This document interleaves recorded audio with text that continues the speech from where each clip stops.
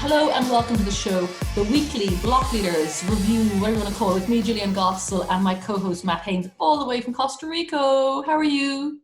I'm fantastic, Jillian. It's been a crazy week, particularly yesterday where we saw prices plunge in Bitcoin and a lot of various people standing up to kind of weigh in. Peter Schiff is always weighing in, saying, I'm glad I sold my Bitcoin or rather forgot my private keys, and then claimed that I was hacked. And we've got the likes of even Edward Snowden, where I saw that. Yeah, quite interesting, saying that it's a really good buying opportunity for Bitcoin right now, which I tend to agree with. Yeah, I mean, it has been. It's gone down to 3,000. It went below that. But I've been seeing in the commentary that stablecoins are kind of holding their own. I think that that's pretty normal. I think that stablecoins should be holding their volume or their price rather, because that's what they're intended to do. So I think that if stablecoins are not holding their store of value, then we have a bunch of issues in themselves. But do you not think it's a double whammy, because it's not just stablecoins holding their own? Well, the crypto world goes crazy, but the regular fiat world is going crazy. You know, the stock markets gone below the 2008, benchmark, whatever. So it's very hard for stablecoins to actually hold their own when everything is kind of imploding. Yeah, and that's primarily because they're collateralized by other assets. And at times, maybe that's Bitcoin. At times, that's going to be the US dollar. But they're collateralized by multiple assets. So when these assets start to drop kind of altogether, it tends to be a little bit hard to keep that regulated $1 on the money spot price. So it's been surprising that that they've managed to hold it together, but it's also been a little bit comforting as well in terms of kind of keeping these collateralized positions and in a position of stability. It's nice to be able to see, because crypto investors have that safe haven if they want to kind of get out of some of their assets and create some liquidity and stability. So I think that that's probably a good thing. Apparently, in terms of trends, the searching for Bitcoin coronavirus has overtaken Bitcoin halvening. Yeah, well, I believe that. I mean, we saw some ridiculous things yesterday in the market, just some massive liquidations. And there's actually been quite a bit of drama in terms of the exchanges and how they've been communicating, with FTX going after Bitmex, because Bitmex actually went down, as well as other exchanges went down. And Bitmex actually claimed that it was an issue with their cloud servers. However, the truth of the matter is that they might have been in a position to lose a lot of money, because of course, when they're paying out short positions to traders, that money has to come from somewhere. And we've seen various exchanges go down over the last little while, including Gemini, and some of them mobilizing as much as 500 BTC into some of their insurance funds. So we've got FTX kind of taking a little bit of a chomp at Bitmex, saying, we know why you went down. It had nothing to do with your cloud software. And reportedly, it was actually Bitmex who kind of, the price plunged as low as, I believe it was close to $3,800. I'd have to check to make sure, but we've got FTX kind of throwing a little bit of shade at them, saying it wasn't a technical issue, it was a money issue. And to be honest with you, I tend to agree. Yeah, I was going to say, but in the UK, in the stock market, I don't think in the US, they've been closing. There's a term for it. They've been closing it because it gets too hot. They want to give traders a bit of breathing space, and they're closing the stock market. So, it's not unheard of. No, it's not. And they're closing a lot of things in New York right now, and the rest of the country. And I think that that's probably a good thing. I think a lot of us have kind of woken up to the fact that Corona is real. It is a threat. I myself, living in Costa Rica, saw the cases at one point double overnight.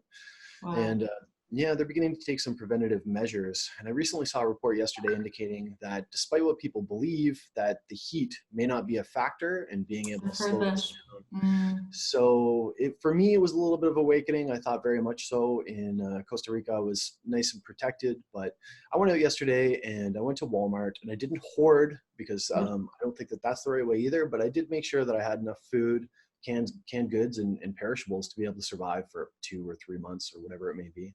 Yeah, no, it's a bit shocking, because obviously the hoarding is a really bad thing, because it means that old folk or people who have no money, who shop on a week-to-week basis or even a day-to-day basis, it's gone. They can't buy the stuff, and it's really hard. We in Ireland here, we doubled our cases 2 days ago. We're now in the delay phase, so we've gone from containment to delay. We've had our first death, but there's 6 people seriously ill.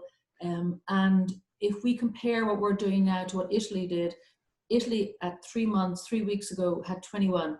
We now have, and they went into lockdown, and we are, it's a bit scary. It is very, very scary here at the moment. And it's rightly so. Everyone's told, go home, stay home, kids, schools are closed, don't make any unnecessary travel, don't hang out with other people. And let's be safe, because I personally am okay, I think. I'm okay. My kids are okay, I think.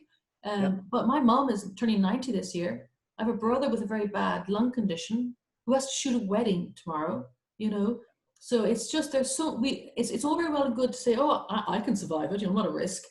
But there are exactly. people all around us who are the vulnerable in society. So I'm not surprised it's affecting everything. This is like you and I, well, you're younger than me, but we didn't live through World War II.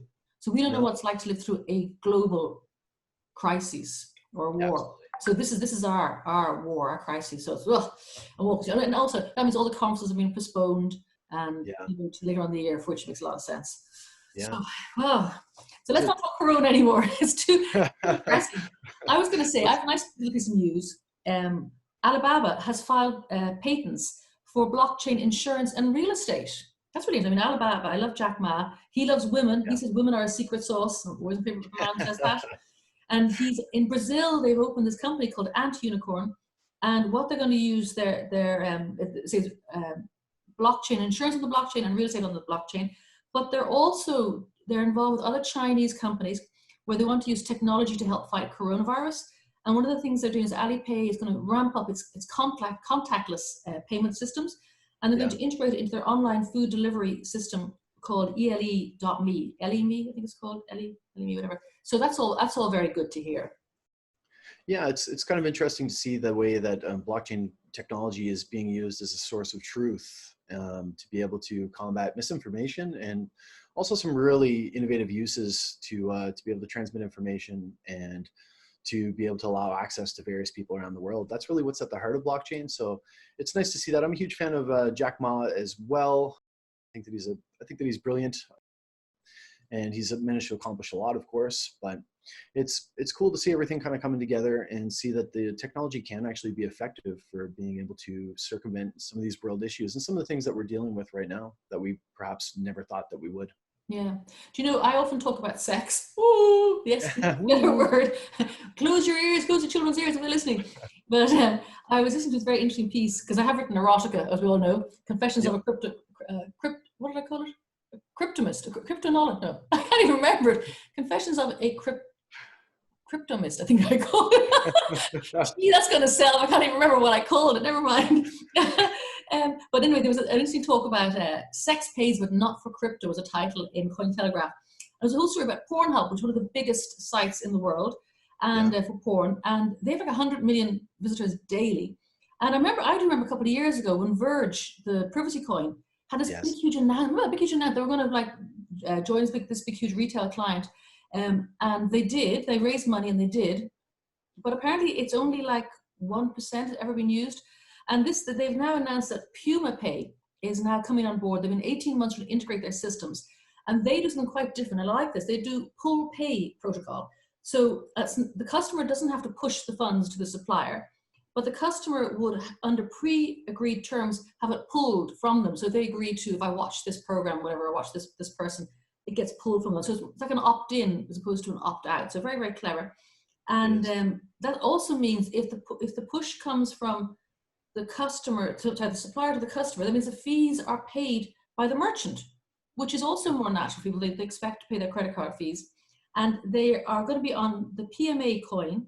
It's going to be on exchanges, the OKX and Bitra, and they're going to have an in-wallet app, which you can actually swap if you have Bitcoin or Ethereum, Litecoin or Dash for the PMA coin. So I think it's quite important because the adult education society, people who work in that area, they often find that they can't get caching systems. They can't, they're not allowed to use banking, and it's tough for them. And I'm not saying I don't want to work in that area, but it is a form of work, and it's legal in a lot of countries.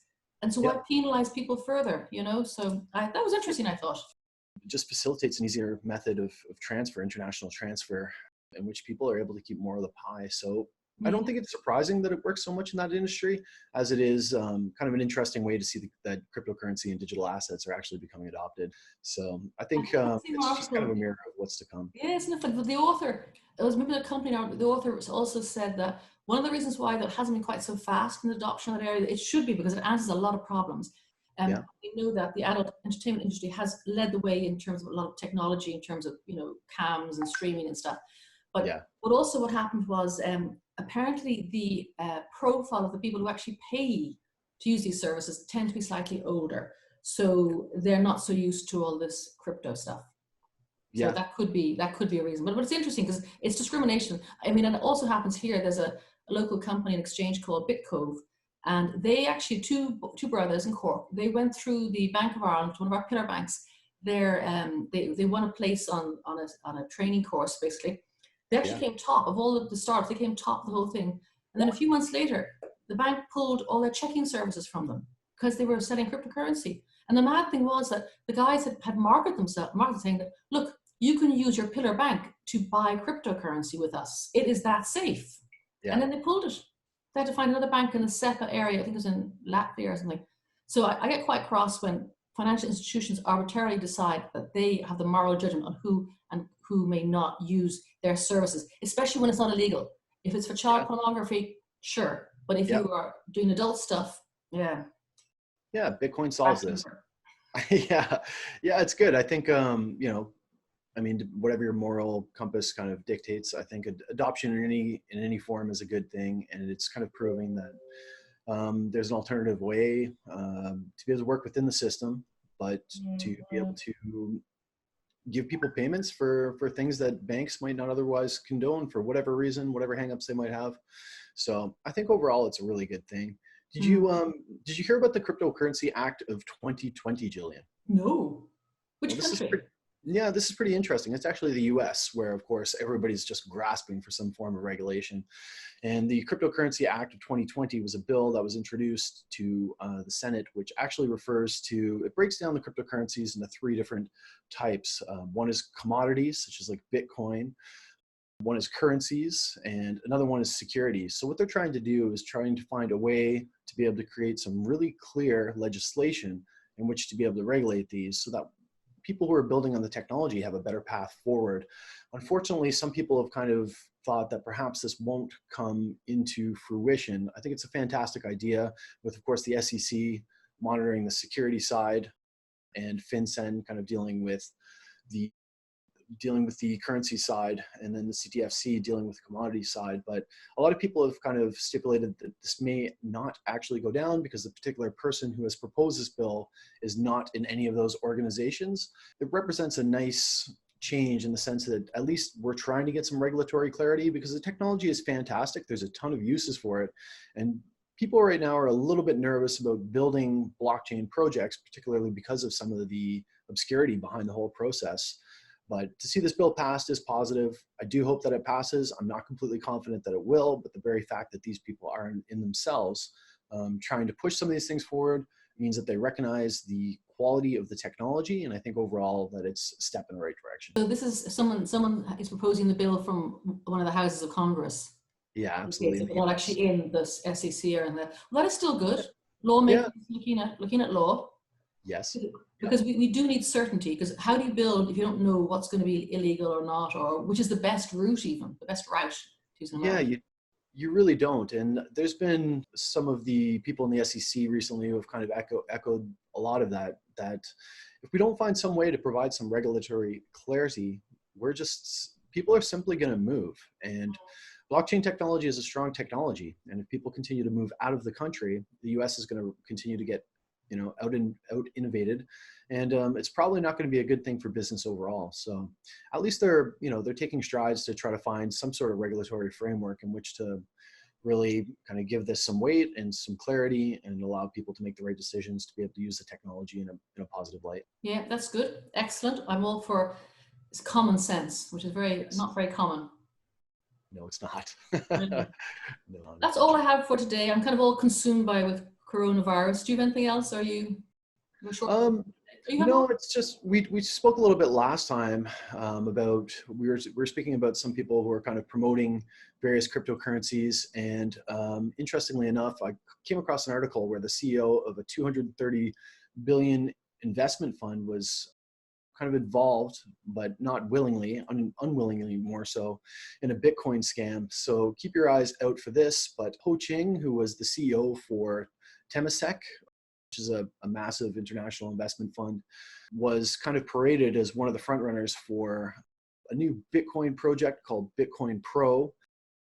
We spoke last time about some of these celebrities stepping up and giving their names to various projects, but in this particular case, this gentleman had no knowledge of Bitcoin Pro and was not involved in the project in any which way, shape, or form. So I think it just serves as a reminder for people to keep their eyes out for projects and maybe kind of verify, because we're still in that kind of wild west of crypto, even though we're getting closer to the kind of these legal frameworks in which to build projects. So don't believe everything you see, people. Keep your eyes open. Very true. Very true. And watch out for your own profile, because it's very easy to stick someone's picture and put it up someplace else and say, oh yes, Matt is leading our team now. And you might not be at all. Wow. And that is all I have for today, Jillian. Keep safe. Yeah, be safe. Wash your hands and look after the vulnerable. Look after the vulnerable. Absolutely. And if you're out there and you're not worried about coronavirus, I really recommend, and I put out this heartfelt reminder to some of my friends yesterday, even though you may not be concerned about it, and you should never panic. Panic never serves anybody. And the only way to mitigate panic, whether it's now or whether it's in the future, is by being prepared. So take some time, maybe go out, grab some perishables, just have some extra food around, buy things that you would normally eat. Don't buy too much. Don't fight people at Walmart for toilet paper. It's not going to serve you, but there's no harm in being a little bit prepared and just having a little bit of extra. It's better to have and not need. I would add a codicil to that. I would say, look out for your elderly neighbors, maybe who can't get out. Offer to do some shopping for them. If you're fit and healthy, you're not worried about you, and leave it at the door. Don't touch anything if you can't help it, whatever. But look out for people who maybe are fearful of traveling and going into public spaces, and maybe they need some milk, some cans, some bread, whatever. So yeah, look after your neighbors. Absolutely. That's beautiful, Jillian. Thank you so much again. I appreciate it, and I really look forward to the next one. Brilliant. Thank you so much, Matt. You're a star.